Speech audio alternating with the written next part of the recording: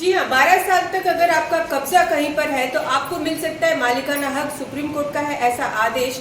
अगर ऐसा है तो आपको 100% मिल सकता है मालिकाना हक, लेकिन आपको उसको करना होगा प्रूफ कि आपका था 12 साल तक इस पर कब्जा बिना किसी रोक टोक के। तो इसमें क्या लगेंगे दस्तावेज, पूरी तरह से हम आपको बताएंगे किस तरह से आपको मिल सकता है मालिकाना हक। लेकिन पहले चैनल को सब्सक्राइब कीजिए। आपका अपना चैनल है, बहुत ही नए नए जजमेंट्स हम इसमें लाते हैं ताकि आपको पूरी जानकारी कानून की सही समय पर मिलती रहे। आप चैनल को सब्सक्राइब जरूर कीजिएगा, वीडियो को शेयर जरूर कीजिएगा, बहुत ही इंपॉर्टेंट वीडियो है। देखिए, 12 साल तक अगर आप किसी की संपत्ति पर बिना किसी रोक टोक के रहते, यानी कि उसके दौरान ना तो उसने आपको ऑब्जेक्शन लिया कि आप घर से निकल जाइए, ना तो आपने जो है कुछ बताया है, ना ही उसने आपको कानूनी नोटिस भेजा, यानी कि किसी तरह की फोर्स आपके ऊपर नहीं लगी है। 12 साल तक आप शांति से बिना किसी ऑब्जेक्शन के उसकी संपत्ति पर रह रहे हैं, तो आपको जो है मालिकाना हक मिल सकता है। यहीं पर अगर हम बात करें सरकारी संपत्ति की, तो इसका जो है वो जो समय सीमा है वो है 30 साल की। अब इजी तौर पर समझा देते हैं। मान लीजिए राम और श्याम दो लोग हैं, दो दोस्त हैं। राम ने श्याम को कहा कि तू मेरी संपत्ति में रह ले क्योंकि तेरे पास घर नहीं है, तो वो उसमें रहने लगा।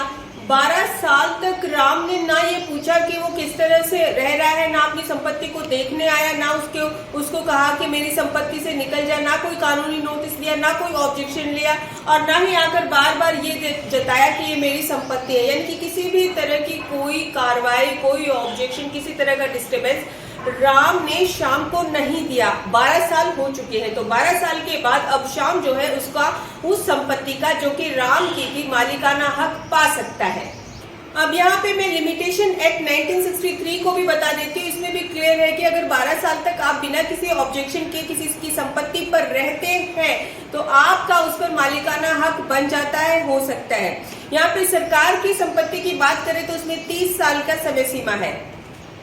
अब अगर कब्जाधारी 12 साल के बाद मान लीजिए कोर्ट में जाता है और कहता है मैं इसका मालिक हूं, मुझे मालिकाना हक चाहिए, तो किस तरह से आपको जो दस्तावेज कौन कौन से पेश करने पड़ेंगे ये भी आपको बता देते हैं। जब कब्जाधारी कोर्ट जाता है तो उसमें सबसे पहले देखा जाता है कि एडवर्स पोजीशन किस तारीख से शुरू हुआ, यानी कि आपका कब्जा किस तारीख से शुरू हुआ था।